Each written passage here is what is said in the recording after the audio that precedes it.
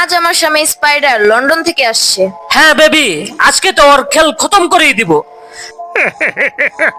আজকে তো মুস্কান আর আমার মেয়েকে সেরকম সারপ্রাইজ দিব।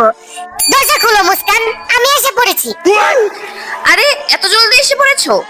কেন, তুমি খুশি হওনি? আরে এরকম কিছুই না, বাদ দাও, ভিতরে আসো। কেমন আছো স্পাইডি? আরে এটা কে? এটা আমার দুঃসম্পর্কের খালাতো ভাই। কিন্তু তুমি তো কখনোই বলনি। আরে বাদ দাও না।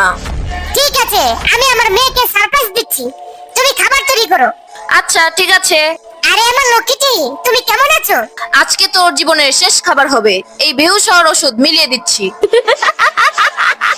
অনেকদিন পর ঘরের খাবার খাচ্ছি। আজকে তো আমি অনেক ক্লান্ত, এখানেই ঘুমিয়ে পড়ি। রিফাত, চলো আজকে ওর খেল খতম করি।